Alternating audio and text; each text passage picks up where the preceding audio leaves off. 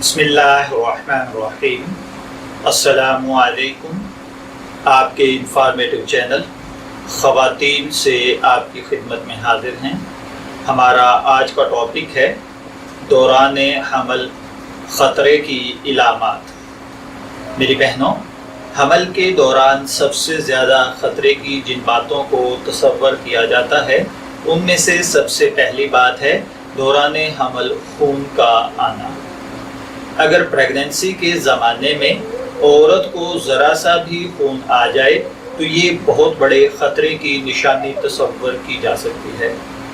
ہو سکتا ہے کہ اسے اسقاط ہو رہا ہو، یعنی پریگننسی ضائع ہو رہی ہو، یا پھر پریگننسی میں رحم کے اندر بڑھ رہا ہو، یا اسی طریقے سے بے محل حمل ہو۔ عورت کو چاہیے کہ وہ لیٹی رہے اور ڈاکٹر کو بلا لیا جائے اور ڈاکٹر سے معائنہ کروایا جائے۔ 6 ماہ کے پریگننسی کے بعد خون آنے کا مطلب یہ ہو سکتا ہے کہ آنول نال بچے کی پیدائش کے سوراخ کو روک رہی ہے۔ ڈاکٹر کی مدد کے بغیر عورت خون ضائع ہونے کی وجہ سے مر سکتی ہے۔ فوراً ہاسپٹل لے جانے کی کوشش کریں۔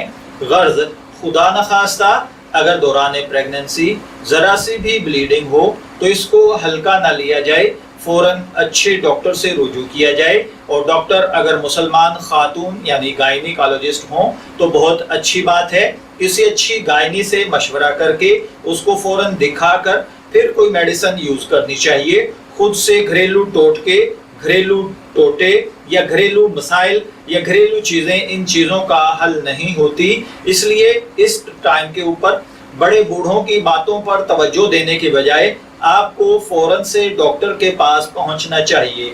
میں دعا گو ہوں کہ اللہ تعالیٰ ہر عورت کو صحت مند زندگی، صحت مند اولاد نصیب فرمائے۔ اجازت چاہیں گے، پھر ملیں گے کسی نئے روحانی ٹاپک کے ساتھ۔ تب تک کے لیے اللہ حافظ۔